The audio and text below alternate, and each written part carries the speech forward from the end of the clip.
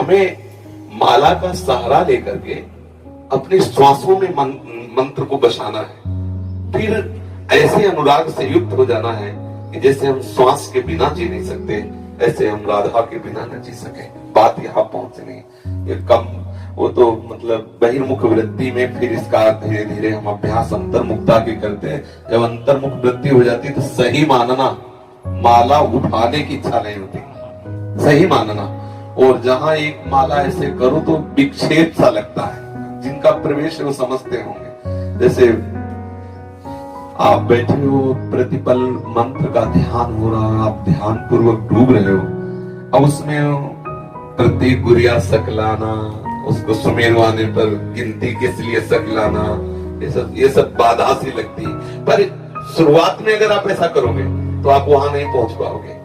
वहां तक पहुंचने के लिए सहयोगी है, क्योंकि एक समय ऐसा आता है और ऐसा करना चाहिए। प्रत्येक साधक को कुछ समय तक बिना माला के मंत्राकार वृद्धि करने की चेष्टा करनी चाहिए। कभी आपका ये नासवान शरीर है, मान लो अंगुली टूट जाए, अंगूठा टूट जाए, ये नासवान है। अगर हमने केवल माला से अभ्यास किया तो हमारा भजन रुक जाएगा। ये अनुभव की बात कहते हैं। जैसे हमने 50 माला निज मंत्र का जप करने का नियम लिया, तो 50 के बाद जो मन है ना, वो कहता है आज का काम हो गया।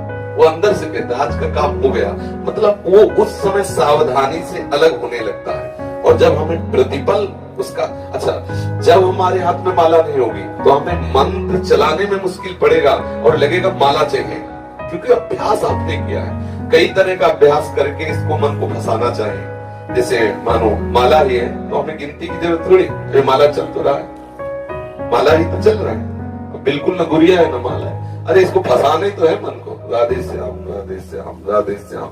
गणना में हमें किसी को बताना है क्या, राधे श्याम राधे श्याम। फिर धीरे धीरे इसको भी बंद कर दिया। आज्ञा चक्र में हम लिखते जाते हैं बार बार नाम, बार बार नाम लिख रहे हैं। आंख खुला है तो बंद है तो बार बार नाम, एक एक मात्रा, एक एक अक्षर, उसमें हम डूब रहे हैं। अब देखो एकदम आपको एकदम रोमांच हो जाएगा, एकदम शीतलता है। जब मंत्र का तदाकार वृत्ति से 5 मिनट तदाकार हो जाए तो 24 घंटे के लिए बैटरी चार्ज।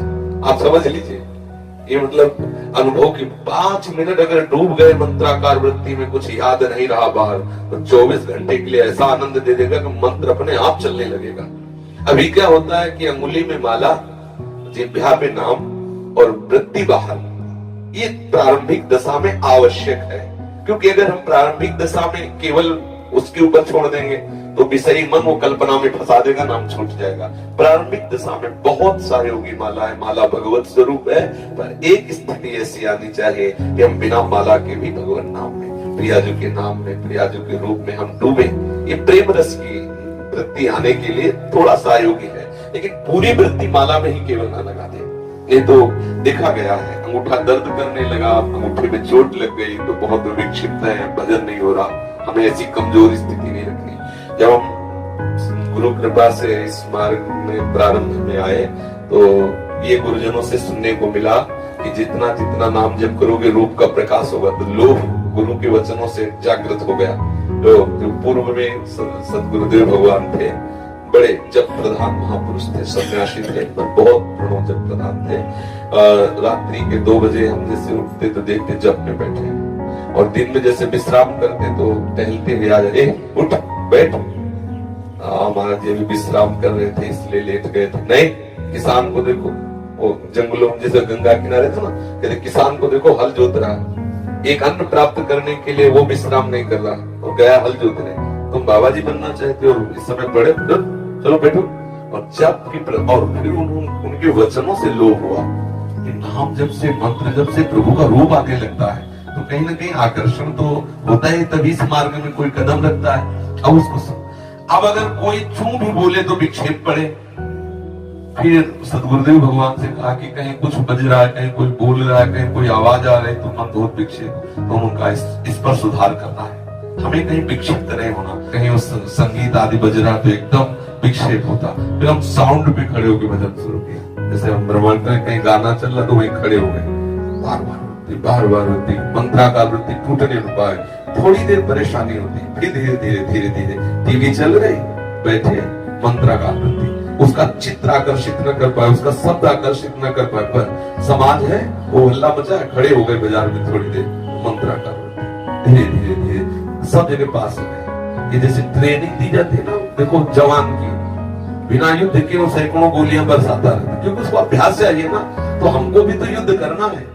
न जाने कितनी प्रतिकूलता है कि कोई गाली बक रहा है, कोई समाज की भीड़ है, कोई मनोरंजन के गाने गाए जा रहे हैं, कहीं कोई कुछ तो हम हर लुभावने और भयावने दोनों स्थिति में नाम को ऐसा दृढ़ कर ले, किसी भी स्थिति में नाम ना। अब समस्या थी जैसे कोई आया तो बात कर रहा है, बहुत अंदर जलन होती, ये कब जाए हम नाम, मतलब तो लगा कि ऐसे नहीं, इसका भी सुधार होना चाहिए। तो जैसे सामने वाला बोल रहा है, उसके चेहरे पर बार बार नाम का चित्रण कर रहे हैं, देखा वो समझ रहा है बाबा बहुत प्यार से देख रहे हैं, हम तो नहीं देख रहे हैं, अपना काम कर रहे हैं। और वो बार बार नाम उसके बीच में बोल दिया, हाँ अच्छा, और फिर नाम को चला, बड़ा आनंद आने लगा। आधा घंटा वो बात हुई, लेकिन अब आधा घंटा विस्मरण नहीं हुआ। अगर बोलना है तो कोई सूक्ष्म बात भागवती बोल दो, चुप रहो, सामने वाले बोलने दो, और अपने अपने बस अपने चलने जाए। धीरे धीरे ऐसी स्थिति आने लगती है कि आप शयन कर रहे हो, उठे, मंत्र चल रहा है, बड़ा आनंद। ये जो तंद्रा में भजन होता है बहुत सुखद होता है।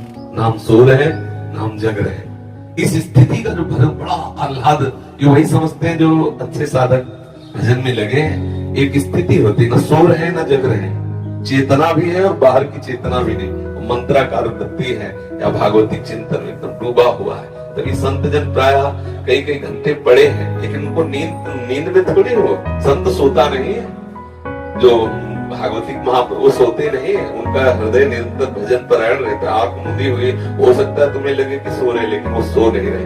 हाँ बिल्कुल पक्की बात, अभ्यास में कमी नहीं रखनी चाहिए। माला में गांठ लगी है कि नहीं लगी, उससे क्या होगा। आप दोनों तरह की माला रख लो सिराने, देखो क्या होता है। क्या होता है, माला रखने से केवल काम नहीं चलेगा, अंदर भजन करने से काम चलेगा। हम निरंतर भजन परायण